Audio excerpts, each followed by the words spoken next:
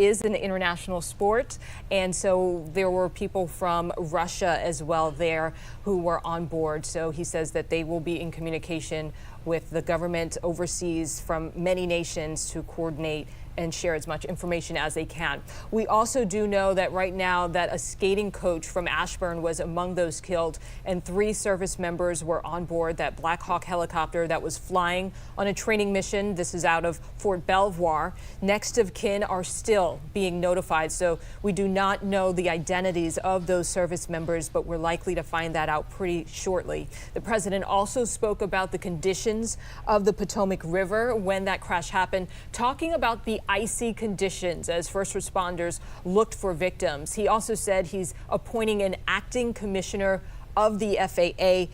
Important to note here, the Federal Aviation Administration's leader stepped down on January 20th, inauguration day for the president, months after Elon Musk demanded that he quit. And as we know, a new administration comes with a lot of changes to who heads up federal agencies. The Secretary of Transportation only been on the job for a number of days, and Secretary of Defense Pete Hegseth, who you also heard speak during this update just now, was confirmed over the weekend. So we do know from an update this morning from several agencies that the helicopter was aware that the passenger plane was in the air, but it's still not clear if the plane's pilots, who did have a number of years of experience between them. The captain, notably, was 6 years of experience. The first officer with 2 years of experience.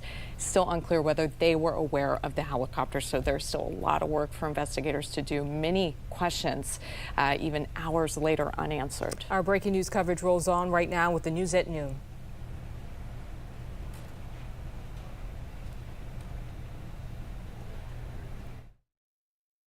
Thanks for staying with us for this update as we continue to bring you the very latest on that deadly crash between a passenger plane and a military helicopter near Reagan National Airport last night. And we're going to start our 7 News at noon now, breaking down the latest on the ongoing search and recovery efforts as of this afternoon. And we just heard there from President Trump in that press update, which was full of, there was a lot there. And I think when we talk about some of the facts, we know concretely we had the president and also some of those other leaders speak on planes being at the same level. The president saying, quote, "That shouldn't have happened," also referencing audio recordings between the Black Hawk helicopter and the tower confirming the site of the plane. We have an update from the Department of Defense Secretary Pete Hegseth, who said, quote, those are some of the concrete mentions that came out of this update. And again, we do have team coverage for you now at this hour. Yeah, that's where we want to begin. Our Rebecca Turco, Atra El-Nashar, and John Gonzalez all near the scene and inside Reagan National Airport, and meteorologist Steve Rudin also standing by with your forecast that includes rain that the rescue teams will definitely have to pay attention to. That's going to affect them tonight into tomorrow. We do want to begin with 7 News' Rebecca Turco. She is live for us in Southwest near where the rescue boats are working now. Rebecca? Yeah, well, really, it's been nonstop all day. We've seen boats coming and going, and several search and recovery boats now at this point, because again, unfortunately, it's no longer a search and rescue mission at this point. So we've got Metropolitan Police Harbor Unit, we've got DC Fire EMS boats, boats from Alexandria, boats from Baltimore, and officials at this point again believe there are not any survivors. This is an all hands on deck situation. There are dive teams out here. They're trying to see what kind of debris they can find, and unfortunately trying to see the bodies that they can recover. And while they're doing all of this, they are dealing with very cold water. The sun is up, so that's helped a little bit from overnight, but there's still areas of the river that are iced over. So there's a lot of conditions for them to deal with as they are doing this difficult search. But again, all hands on deck situation out here, and situation as far as the flights are going back to normal. We've been seeing flights flying in and out of DCA, and we're hearing the planes overhead more than 12 hours after that ground stop. So even as the flights get back to normal, the situation here at the Potomac far from normal, and it's unclear how long they're going to be out here, but needless to say, this is going to be a lengthy effort. And of course, the investigation. We have so many questions at this point as we continue to try and piece together what's happening. And first responders certainly busy out here trying to see what answers they can provide for all of this. Reporting live in Southwest, Rebecca Turco, 7 News. Hey, Rebecca, thank you for your coverage. And now let's go ahead and get to Atra El-Nashar, who's been checking in with flyers who have been there at the Reagan National Airport. Atra, who are you speaking with specifically, those coming in, trying to leave, and what are they saying to you? Well, you know, think about this. A lot of the people who had planned to travel today were probably packing their suitcases when they got that news alert or saw the breaking news last night of the plane crash and probably thought, oh my gosh, can I get on this plane in the morning? A lot of people, of course, probably thought no. And the airport, frankly, felt pretty empty this morning. But there were folks who decided to just carry on and go forward with their plans. I spoke to a lot of specifically Southwest passengers. Southwest was offering folks the option to just not fly today, to just get a refund or to rebook their travel through another airport. And, you know, obviously I talked to only folks, a few young women, for example, they were traveling to Florida for vacation and they just thought, you know what, they've got to live their lives and go through with it. They know that, you know, nothing in life is certain, but they were still pretty nervous to get on the plane. One gentleman was headed to Arizona. He really didn't want to get on the plane today, but it was his mother's 85th birthday. He said it was something he just couldn't miss. And then another couple, they're heading to Texas behind me, and the debris and the victims and the family members grieving today, and you know, hard to comprehend still what happened. But as hard as it is for people getting on planes, think about what it's like for the families dropping off their loved ones to get on a plane. I talked to a woman who was sending off her elderly father. It's got to be much harder to send somebody off on a plane right now and not be there with them than it is probably to get on a plane yourself. And we understand you're also learning more about the figure skaters who are on board. What more can you tell us? Yeah, so I'm actually talking to a source who works for USA Skating. And in this very moment, she is helping to notify families of what we believe are 20 figure skaters who made up about a third of the passengers on that American Airlines flight. Again, she's notifying the families as we speak. She's able to send me a few text messages. She's not authorized to speak on behalf of the organization, which is why I can't identify her. But she was just with these folks, these young kids, frankly, who were on the flight last night. She says, I'm just going to read you some of the quotes she told me. She says, I was with them at the U.S. Championships all last week. These people stayed longer. So these kids that were on the flight, they were actually like the elite of the elite. They were participating in a development camp we were hosting in conjunction with the competition. They were for older top-level elite skaters. And the camp is for elite young skaters that we expect to be on Team USA in the future. So these were kids that were thought to be Olympians in the future. They had such bright futures. They were incredibly skilled, clearly incredibly dedicated to their sport. She said she knew every athlete and coach personally. Some of them were parents. And as far as their travel plans last night, why they were on that specific flight, because I was wondering why were so many of them on that flight? Were they all from this area? She says that they were taking the last flight they could out of Wichita. There were limited options to get back to the East Coast. She said several of them were from Northern Virginia, but others had a connection to get back to Boston, to New York City. And as for the Russian nationals that were on the flight, she gave me some more information about that. She says that they skated for Russia quite a while ago, but they're now parents and coaches of a younger Team USA athlete. And that younger athlete flew home a few days earlier after being on the podium at the competition and earning a spot on the Four Continents World Team. As far as the age ranges, she said early teens, some younger. As for what's going on right now in this moment, she says we are confirming with all families. The Skating Club of Boston has confirmed and shared about the 6 people who had ties to their club, but there are several more from other areas and other clubs. And she just texted me, I can't believe it. Atra, thank you for painting that picture. You know, the more we learn about the details of who was on board, your heart just breaks all over again for those families and the victims. And to think of the woman who Atra was in contact with, who has the responsibility of notifying those parents, I can't imagine taking that on. Atra, thanks for your reporting. Now let's get to John Gonzalez, who is near the American Airlines terminal. Flights are back up and running. They restarted at around 11 o'clock this morning.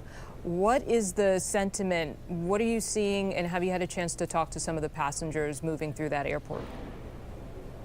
Yeah, we have been talking to a number of passengers, Michelle, and it really is almost eerie how normal things appear here on the surface. But of course, they're not, and everyone we've been talking to have this on their mind, of course, no question about it. And even though things look normal, take a look at the boards here. Look at all the orange. And even as the wreckage of the aircraft is still being recovered, literally right outside the windows of the airport here, flights have resumed here at DCA. The first flight took off at 11:08, a Southwest airline flight headed to Orlando. According to FlightAware, some 500 flights, though, have been delayed or canceled since this mid-air collision last night here over the Potomac River. Jack Potter, CEO of the Metropolitan Washington Airports Authority, says they have worked with all the federal agencies, the FAA, and it's been determined they can open today safely here. The recovery effort that's on the property is exclusively on the waterfront, he says, and they will be opening up each airline. And he says that basically all the airlines, each airline will determine. It's up to them whether some flights may continue to be delayed or canceled going forward, but all are comfortable allowing planes in to land and to take off. Now, we spoke to some of those passengers flying today. Here's what they had to say.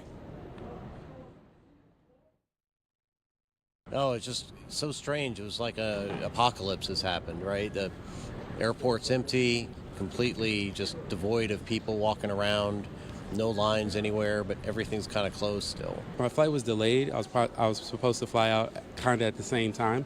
I was like on my way to the airport in the Uber, and then I had to turn around.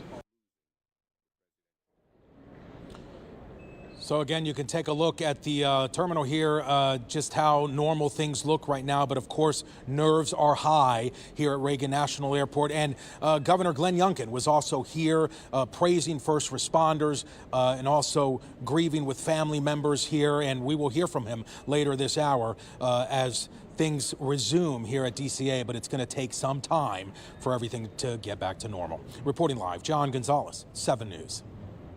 John, we're going to pick it up right there because a short time ago, Virginia Governor Glenn Youngkin, he addressed reporters. He said he's been in constant contact with D.C. Mayor Bowser and continued to pledge Virginia's resources to help the recovery mission. Take a listen. Spoken with the mayor and the Governor Moore in Maryland, the White House. In addition to community engagement, we're going to make sure that these families know that we're praying for them and that we will do everything we can to let them know they're loved and supported. Are you concerned about how much airspace is shared between police and... Yeah, have you spoken with them? So I had a chance last night to speak with senior officials at the White House. He was monitoring last night in the Situation Room. That was in coordination with all resources in the area. And of course, in a moment of tragedy like this, the greater DMV area comes together like no area in the world. And we collaborate, we share resources, we throw everything we've got at it, and that is the federal government as well. And so I, again, want to express my deep appreciation for the extensive resource deployment last night, like nothing that has ever been seen, with the Coast Guard on the scene, federal resources, the FBI, search and rescue teams, fire and rescue teams from all over. And they're continuing to do their work today to make sure that this recovery is completed. And that is the most important thing. And I appreciate it. Folks, I've got a scoop. Thank you all. And that effort praised by the president in his update shortly some time ago there. Now, earlier this morning, newly confirmed Secretary of Defense Pete Hegseth shared a recorded video on his X account with an update on the crash. And he says the crew was on an annual proficiency training flight. We do know on our side who was involved. It was a fairly experienced crew and it was doing a required annual night evaluation. They did have night vision goggles. It's a tragedy, a horrible loss of life for those 64 souls on that civilian airliner, and of course the 3 soldiers in that Black Hawk. They're in our prayers, their families and their communities. As people are notified, I can't imagine. And I know it's gone from a rescue mission to a recovery mission, and we're with all the first responders that are moving actively too. And the crew on the chopper was assigned to the 12th Aviation Battalion in Fort Belvoir. That battalion has been granted a 24-hour operational pause. And we also heard from the mayor of Wichita this morning. Let's take a listen. Again, this is a true tragedy, and one that this council and myself want all of our community members to know that our hearts are heavy. They're also grieving, and we will provide the support that we can to those who have been affected. We want to turn now our attention to our news partner, WTOP anchor and aviation expert Dan Ronan. Thank you so much for joining us. Your team has been so instrumental and helpful in our coverage to make sure we flex the biggest news muscle we can for a huge story like this. Your expertise is in aviation, so help me understand. We know mid-air collisions, they are rare. What can you share from your reporting on this tragedy right now? Everything appears so normal up until the moment of impact. There's a couple things that stand out. About 20 seconds before the impact, air traffic control says to the Black Hawk pilot to be aware that the regional jet is there, and tells the regional jet to go on and continue on final, but also tells the Black Hawk pilot to get behind the regional jet. Very common order in air traffic control. Get behind the plane. Don't get in front of him. Get behind him. And the Black Hawk pilot acknowledges that he has the plane in sight. But then here's the key. He says something, I need a visual. And that indicates to me that as he's saying this to the air traffic controller, yes, I've got him, but I also need a visual. There's a question of, did he really have the regional jet in sight? And as we've seen the video, it's clear there are multiple planes on approach to Reagan National last night, just before 9 o'clock. There is the possibility that the Black Hawk pilot may have gotten confused or had situational awareness and maybe not recognize the proper plane and then hit the regional jet. The other thing that came to mind too is that if you look at the video, you can see just before the impact on the right wing, the strobe light on the right wing is blinking. It is clear that the plane is on final approach. It's 350 feet or so above the Potomac River. It's right where it needs to be. And then there's the fireball and the explosion, which leads to me that the collision took place behind the wing, in the aft section of the airplane, in the back of the airplane. In this case, there's no way that if this accident did take place behind the wing, there's no way that the pilots of the regional jet had any idea what was coming. One other point, I talked to an aviation pro, a source who's very Black Hawk helicopters, because they are often in combat situations, that they have fuel tanks that are designed not to explode. You don't want a helicopter to have a crash and then have the folks on board die in a fiery crash. So there's a mechanism in the tanks to prevent the tanks from exploding. So it was his opinion only, but that the likely explosion was caused when the fuel tank on the regional jet was breached and burst. Dan, that's very helpful in understanding just how all of the sequence of events may have unfolded. But as we show this image of the actual moment of impact, and you talked about the possibility of there being some miscommunication in terms of which aircraft the folks in the helicopter said they had within sight or were aware of. But I'm wondering, whose responsibility is it to alert all parties of the elevation of these different aircraft? Because that in itself would help identify where they should be looking. Well, that's a great point. This is called Helicopter Route 4. The elevation requirements, the altitude requirements are 200 feet.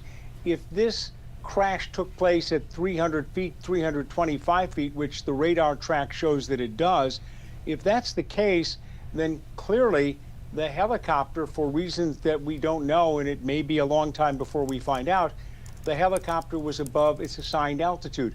200 feet means 200 feet. It doesn't mean 250. It doesn't mean 275. It means 200 feet. And this is something that I'm sure the NTSB is going to be looking at, because the charts say 200 feet on the altitude for flights, helicopter flights using this corridor. A widely used corridor, in this case going to Bowling Anacostia or from Fort Belvoir or from the Pentagon. Widely used. We see planes, helicopters, excuse me, in and out of this corridor all the time. Dan, it's one of the most regulated airspaces in the world. A question for you. You know, we know there are systems on aircraft to prevent horrible accidents like this, you know, when you're using either visual sight versus maybe a radar or another type of security system. Would something like that be on a military helicopter like this, or would it have the option to not be equipped and pilots rely only on sight? You're talking about TCAS is what it's called. It's on commercial aviation, and ADSB, which is another form of a transponder code. Of course, the helicopter had transponder. I'm not aware if the Black Hawk was using TCAS. I don't know the answer to that. But if you are in a combat situation, certainly you don't want someone to be able to track where you're going.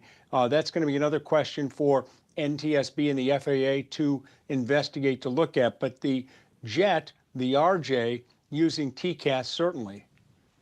And Dan, last hour we heard from the president, and he talked about the likelihood that the military service members on board the Black Hawk were using night vision goggles. What does that tell you about their ability to clearly identify other aircraft in the area with the backdrop of a very busy urban city skyline of Alexandria, and the potential for you to sort of be in a position where you miscalculate and your judgment is off because you're wearing those night vision goggles? Is that a factor?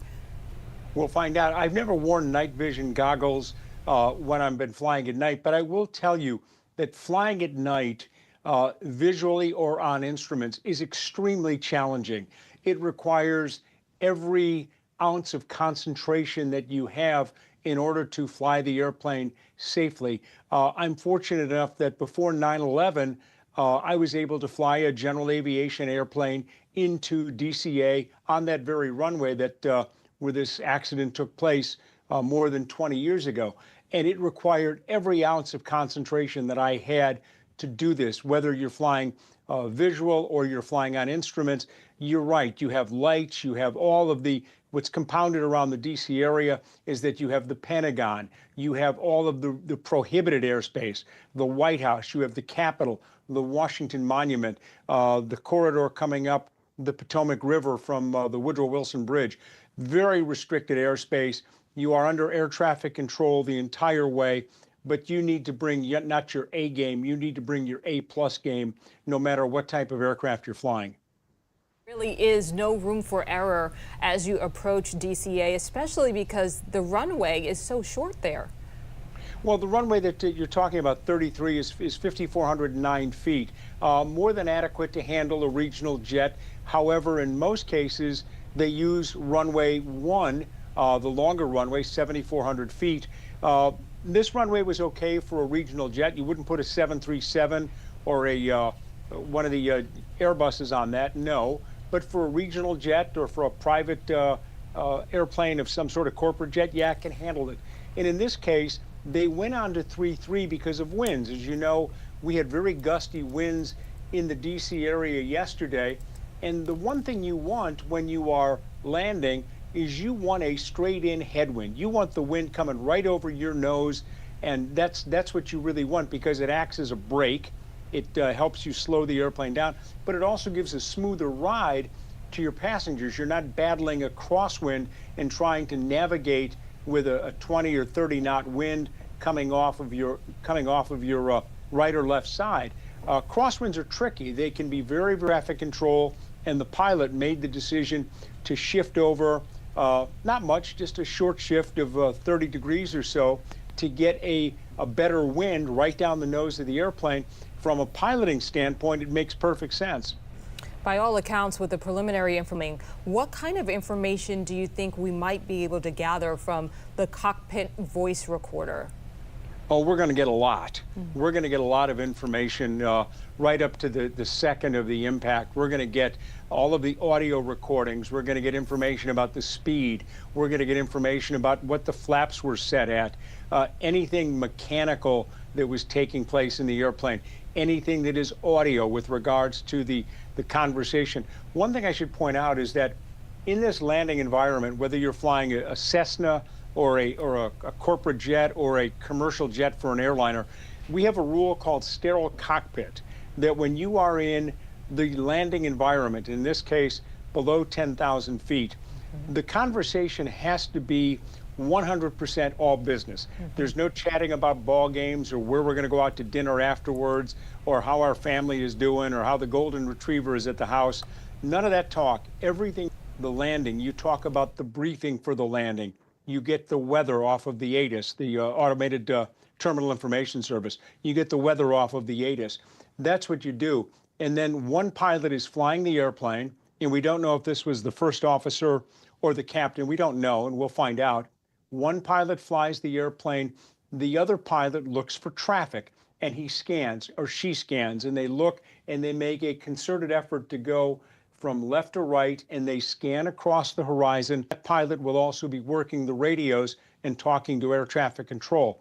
It's teamwork. It's cockpit resource management, as they call it. It works exceptionally well. And in this case, something went wrong. We don't know. We won't know for a while, but it clearly is a case of where, and I don't like to speculate, but I think we're going to be looking very closely at the actions of the Black Hawk pilot and the crew there. Critical details that we will soon see. WTOP anchor Dan Ronan, thank you so much for joining us. You're a commercial pilot and a trained accident investigator yourself, so thank you for sharing your insight with us here on 7 News at noon. My pleasure.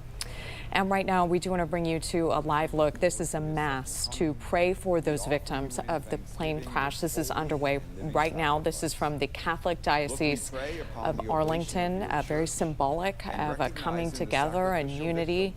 And just a way to do something that's needs so many of us, I think, are feeling after what happened. There will likely be more services like this one at churches all over the DMV in the days to come as our entire greater community, our region, is impacted by this. Our coverage of this tragic crash continues after the break.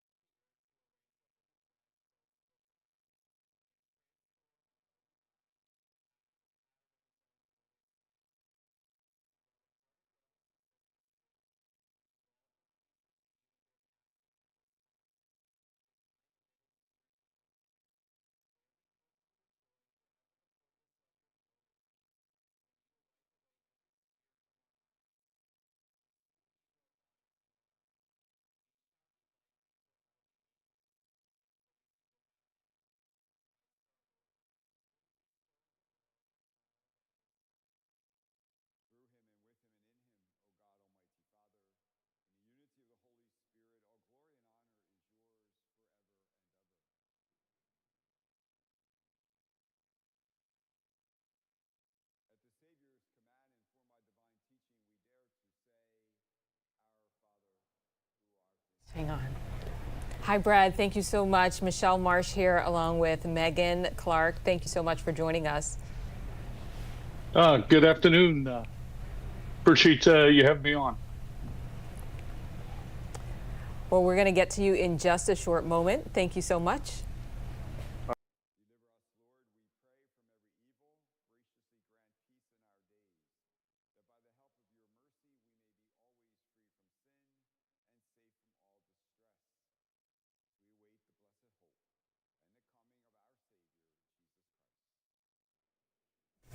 All right, we've been talking about the weather for quite some time because that was a huge factor in the search and rescue efforts that have now turned into a recovery effort. And now we even mentioned just within the last hour, maybe a possible window of time as crews are out there working. And we have meteorologist Steve Rudin here who's tracking what we're going to see develop over the next few hours. Steve. All right, so we're in that window right now where it's relatively quiet. It's relatively calm. 24 hours ago, we had the wind advisory, and that's when we had those wind gusts upwards of 40 miles per hour, and those winds did settle down a bit last night. Now, our next weather maker we have right now, it's quiet and dry, but we're watching this right over here, moving into Kentucky and southern Illinois and Indiana. That's what's going to bring us plenty of rain later tonight and then throughout pretty much the entire day tomorrow. We're totally dry out there right now as efforts continue on the Potomac River.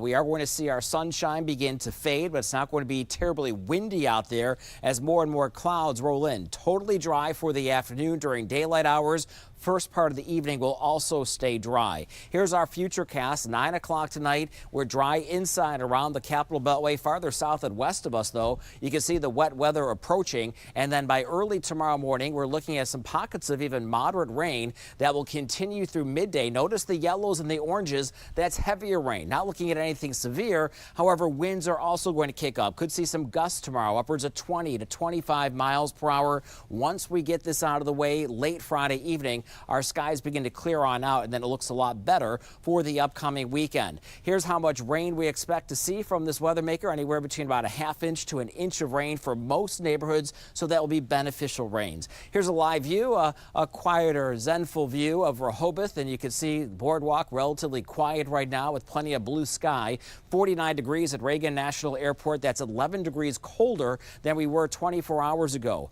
Out to lunch forecast or grabbing a bite to eat or just getting a little bit of fresh air. Temperature is around 50 degrees. For this evening, we are going to stay dry for most of it with cloudy skies and temperatures in the 40s. Tomorrow morning, well above freezing, so anything falling from the sky in the form of raindrops. And then we'll see highs tomorrow anywhere from the upper 40s to lower to middle 50s. Quick look at your 7-day outlook. Once we get through the rainy weather tomorrow, we're at 48 Saturday and Sunday and mid-60s on Monday, and then we start to cool things down the middle of next week.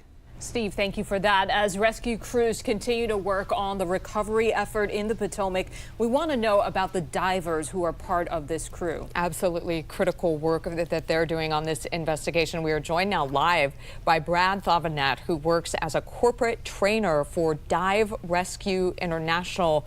Brad, thank you so much for joining us here. And we just heard Steve talking about the weather conditions, this window that we have for crews to work. Talk to us about what? Well, appreciate first you having me here today, and obviously my condolences are going out to the family of all the victims involved here. As far as the diver concerned, as you mentioned, it is definitely a cold weather environment, and the temperatures in the area ambient seems to be decreasing by the day with weather that is moving in, and so it's imperative not only that they are dressed for the operation at hand, which most of them will be wearing exposure suits that will limit or minimize their exposure to the cold water that is there, some of the jet fuels that are there in the water, as well as the enhanced entanglement issues, as you can imagine, that is there with all the debris that is flowing there. The Potomac also has a known current that is there, so the divers will be trying to mitigate as much as they can and have to deal with the current that is there, as well as the flow and movement of some of those debris issues, maybe the fuselage or parts of the planes and helicopter that might be sitting in the water.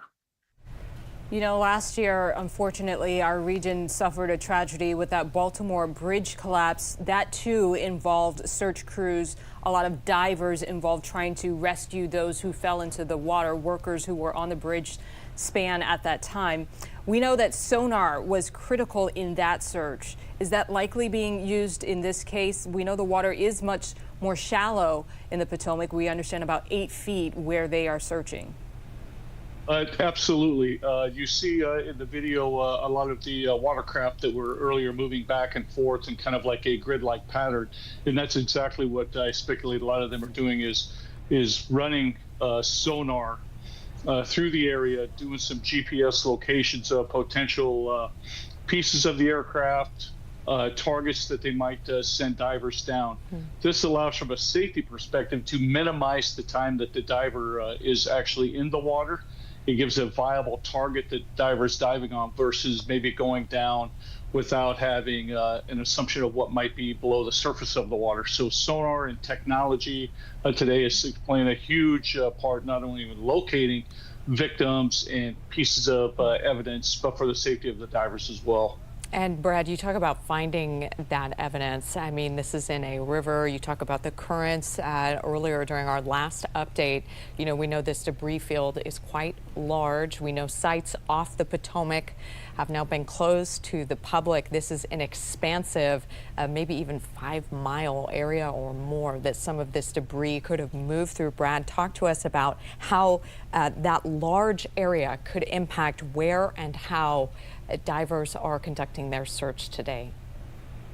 Absolutely going to become huge. When you take a look at the current and the movement and the flow of the water, as well as the time factor from when the incident took place overnight to now, and to locate all of those, where they're using technology, potential maybe drones are in the area to help GPS and map some of that, as long as other technologies, being able to locate and then retrieve those. So, and not discounting any piece of evidence or debris that may come down, that they can retrieve those, a foreclosure for family members, or evidence and reconstruction, so that they can, in the end, put all of those pieces back together. So it will be an extensive effort over, as you mentioned, a wide area, but it's imperative as they put all those pieces of the puzzle back together that they locate using technology, using divers, using whatever they have at hand to be able to retrieve and then reassemble. I was struck by the number of bodies that have been recovered, upwards of 24, but we know at least 67 people, 67 is the official number, are presumed dead.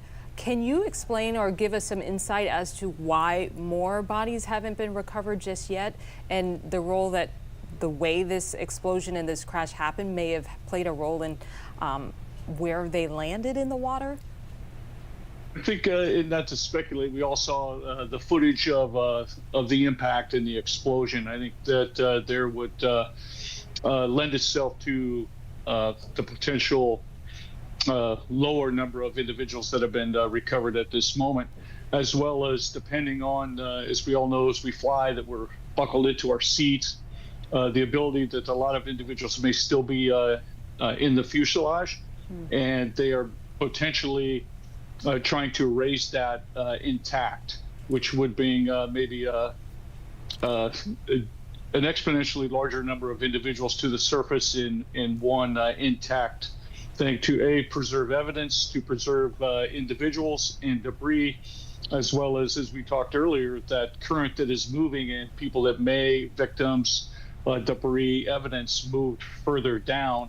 So as divers and other entities, first responders are working downstream in other areas that are there, they could be locating victims there as well. So I think it's a very collaborative effort for a mass casualty event, but I would think that there's probably a significant number of individuals that may be within a fuselage, and then one big way of how do we retrieve this intact and bring it to the surface. Brad Thavanette with Dive Rescue International. Brad, thank you so much for joining us to share your insight for those out there really doing critical work to bring a lot of closure today. Brad, thank you. Appreciate your time. Thank you.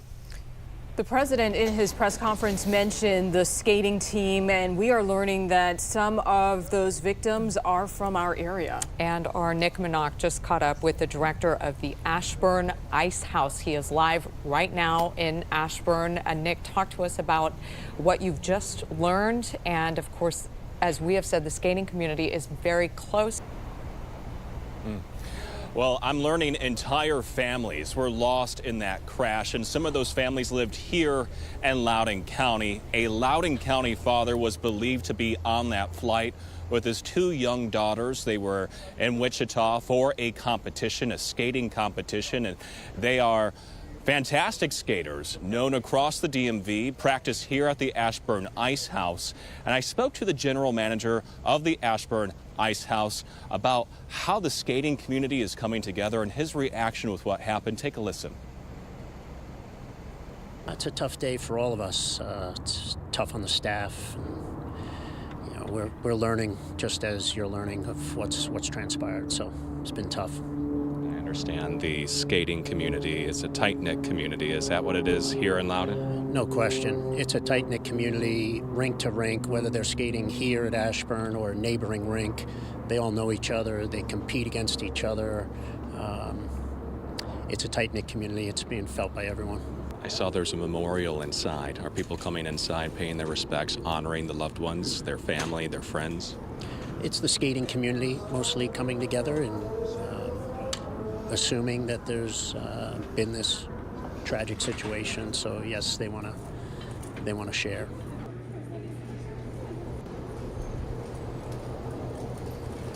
And I'm also hearing from family and friends of those who lost their lives in this crash, and they are heartbroken. We did receive a statement from the Loudoun County Superintendent. I'll read part of that statement for you. It says, "Our hearts are heavy as we process this devastating news of last night's tragic plane crash over the Potomac River involving an American Airlines flight and an Army helicopter. This unimaginable loss has deeply affected our community, and with great sorrow, we have learned that multiple victims were former LCPS students. Many other Loudoun families have also been impacted, and we extend our deepest condolences to all those grieving in the wake of this tragedy." Back to you.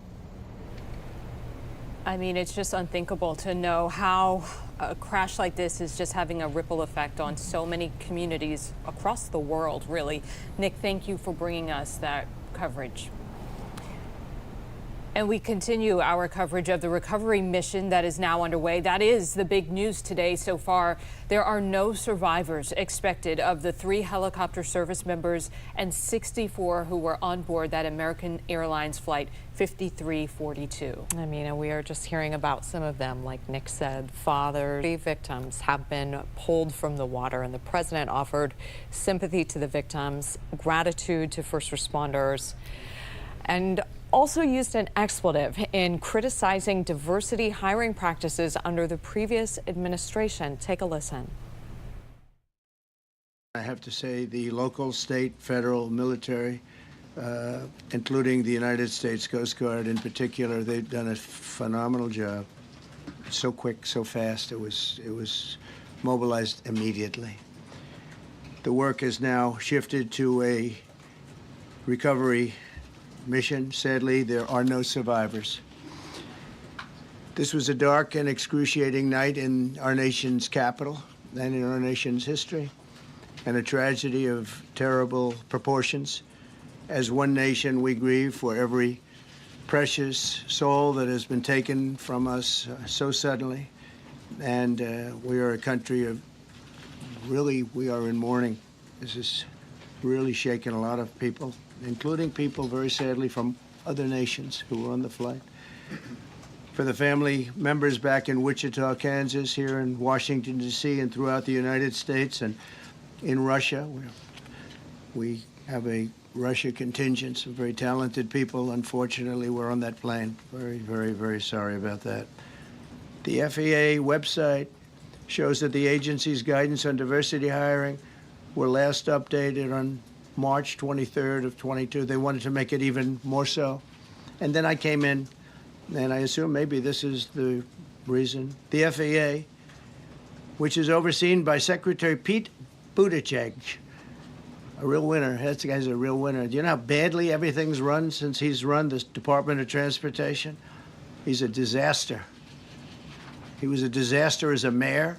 He ran his city into the ground, and he's a disaster now. He's just got a good line of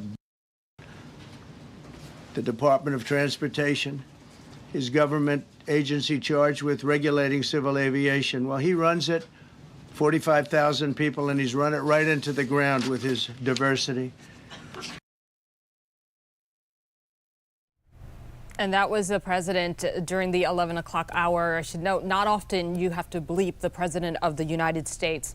Let's check in now with Rebecca Turco. She has been live for us along the river all morning and this noon hour as well. What are you seeing as far as recovery efforts from your vantage point? Yeah, it's just been nonstop out here, and we're a bit further back. I want to show you we're quite a distance away. We're seeing, it looks like, 3 out there, and we've seen search boats kind of go to and from. They'll make their way to the loading dock, go back there, so they might be transferring some teams. They might be transferring boats, but we've seen several search boats out at a time. We've got Metropolitan Police Harbor Unit. We've got DC Fire and EMS boats. We've got boats from neighboring communities like Alexandria, even Baltimore. It's really an all hands on deck situation out here because now this is a search and recovery mission. It's been all hands on deck all along, but unfortunately now at this point, search and recovery versus search and rescue. Sadly, officials don't believe there are any survivors. And we've got dive teams out here too. We actually saw a diver suited up when we were out by the loading dock a little bit earlier. And what those divers are dealing with is obviously cold water. Thankfully, the sun is up. Hopefully that's helped a little bit from when it was dark overnight. But some areas in the river here are still iced over. So they're dealing with all of that as they are working to find the debris, to find hopefully the people as they continue this really important work and time sensitive work. This is certainly an ongoing search effort.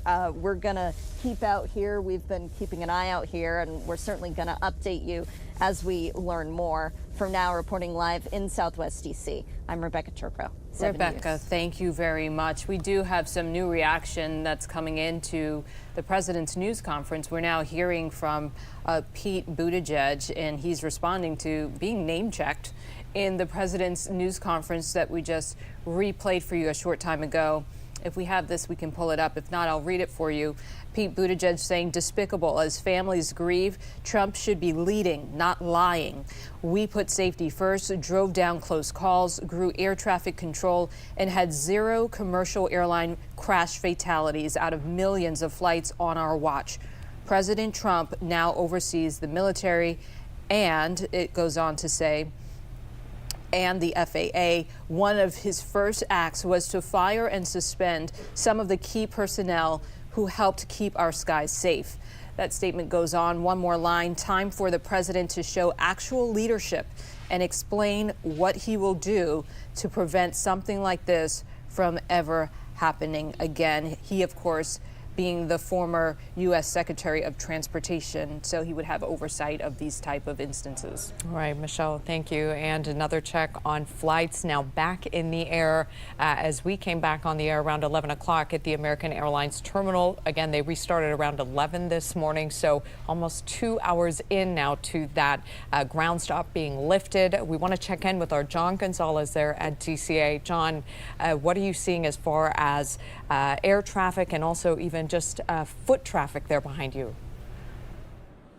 Yeah, Megan, slowly things are getting back to normal here at DCA. It's hard to believe that 15 hours ago we experienced this mid-air collision here, literally just feet from outside of the airport. And, well, things appear to be on the surface back to normal. But, of course, everyone is talking about what has happened, what a tragedy. And you can look at the board. Even since we last spoke about 40 minutes ago, a lot less orange on the board here. So that's an indication that flights are getting back online. But according to FlightAware, the damage has been done here as far as traveling. Some 500 flights have already been delayed or canceled since the deadly collision. And you can see again from the board, things slowly getting back to normal here. The first flight that landed here since the crash, 11:03 this morning, a Delta flight from Memphis. Now the primary runway, we are told 119 is open. It's away from any recovery operation in the water. Now Virginia Governor Glenn Youngkin was also here at DCA this morning. He expressed his sympathy for the families of the victims and praised first responders here in Alexandria. The governor says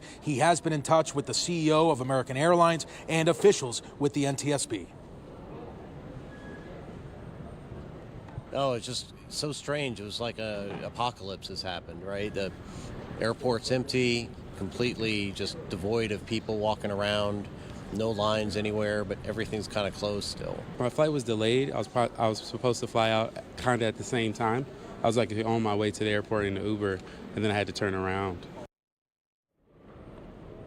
Those are some of the travelers we've also been speaking to here. That gentleman there was supposed to fly out close to the time when this crash occurred. He had to go home and came back this morning to get on that delayed flight. And I talked to another young lady who's headed to Las Vegas with her sister, a big weekend celebration. And she says it has been tarnished a bit. She's trying not to be too nervous as she flies out today. She says she's been doing a lot of praying here at the airport. Reporting live, John Gonzalez, 7 News. All right, John, thank you so much for your coverage there. John talking about, praying and some of the actions, the natural response for many of us when we see and hear what has happened. We want to talk now with a family therapist about how tragedies like this can cause anxiety for all of us. We welcome Jane Marks, who's joining us live now. Thank you so much for joining us, Jane. Thank you for having me. When something like this, Jane, happens, it just shakes your sense of security. What should we make of, how should we be processing the events that are unfolding right now? Well, first of all, processing the events for most of us is going to be very anxiety provoking. It's challenging when these kinds of things happen because it's unexpected. We're blindsided. And, again, as a nation, we're recovering from the fires in California, and here we go again. And so what this triggers for a lot of us is grief and sadness and just a profound sense of loss and empathy. And so the first thing, the most important thing, is that we must all acknowledge that these feelings are normal and they're going to happen in situations like this. For us, we feel the loss. And for a lot of us who are about to fly, we feel scared. And if there's a history of anxiety or any kind of depression in your family or in your history, it's likely to trigger those experiences, but we still must remember that a large part of this is normal. So to be hypervigilant, to be sad, to be anxious for these next couple of days, sometimes it's important that we just sit in our feelings and acknowledge that they're there. That's what's important. Jane, thank you. And I think, those feelings affect so many. And also, alternatively, in this community, we're hearing that members of our community are directly impacted by this. They know someone who lost their life. And, that maybe makes us feel helpless. We don't know how to best provide support to that friend or even a family member grieving. What are some ways we can step up and provide tangible support to them in their time of need? Yeah, I think the most important part is that we have to be ready to listen. So many times we want to go in and we want to fix it because we feel so sadly, so profoundly hurt for them. But simply just being there physically is what is so critically important in an experience like this. And I think, to your point, for us to stand there, sometimes people just want you to be physically there. They don't want to talk. They just need to know that there is someone there who is beside them, walking the walk with them. Jane, losing a child is just about one of the most unnatural things in life that you can experience. We do know that a lot of the victims we are hearing are teenagers. First, how do we even begin to explain this to our own families and young people who are watching this, and what's really a healthy amount of media to be taking in on something that's just so grim? The bulk of my population that I work with are adolescents, and between 11 and I say 23 because adolescents, as they said it now. And so many times, if you know that your adolescent is prone towards anxiety, you want to limit the consumption of media to minimal. They have already seen enough, but you don't want to keep the television on and spend hours just soaking this stuff in. The good thing about adolescents is they do tend to cling to one another. So there's tremendous support among their peers, as well as adults who are, helping them navigate this. And so to that extent, I will tell teenagers on a regular basis, listen, seek support in your peers, but also during this time, lean into those things that have been helpful to you. For example, If you're a person of faith, you lean into your faith. If you practice mindfulness, you lean into that. If you're an athlete, then you lean into those things that you normally do that help you with intensive self-care. You know, as a nation, we talk about self-care all the time. And it used to be a situation where, you know, you just did that to maintain regular health. Now, to me, it's critical in terms of how we maintain a healthy self. And during these times, as walk with you, we will talk with you, we will help you with sleep navigation, whatever it takes, particularly if you're having a profound response to a trauma of this nature. Jane Marks, thank you so much for joining us. You know, we are in this constant state of seeking new information, but as you pointed out, it is so important for us to check in with ourselves and check in with those around us. So reminding us of that is just so important on a day like this. Thank you so much for your time, Jane. My pleasure. All right, and we have meteorologist Steve Rudin standing by. Steve, we just checked in with you about the timing of what we see there behind you, a lot of green. You got it, and that wet weather is going to arrive here probably around 11, 12 o'clock tonight for the metro area. So from now until then, we're mainly dry. Clouds are already beginning to increase a little bit across the D.C. metro inside the Beltway. So filtered sunshine out there, but we do stay dry, and temperature-wise, upper 40s to lower 50s. Quite a difference compared to yesterday when most of the area was in the 60s. Winds this hour sustained at 10 miles per hour. That's at Reagan National Airport, so definitely not as windy as it was 24 hours ago. Here's your First Alert weather app, and you'll see temperatures holding in the upper 40s to lower 50s for the afternoon. There are the clouds, and notice the wet weather chances. Nothing at all, at least early on in the evening. Our rainfall potential, follow the white line. Notice how it goes way, way up, especially after midnight through the day tomorrow, and then by midnight tomorrow night, most of the wet weather is out of here. Here's our future cast, and it does show you the wet weather rolling in tonight, and that is going to continue as we head through the day tomorrow. Even some pockets of moderate to perhaps some heavier rain. We get this out of here and then improving conditions after that.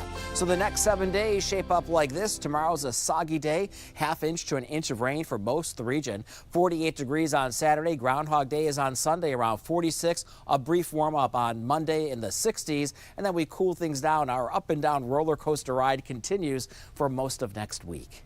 All right, Steve, thank you so much. And thank you so much for joining us this noon here on 7 News.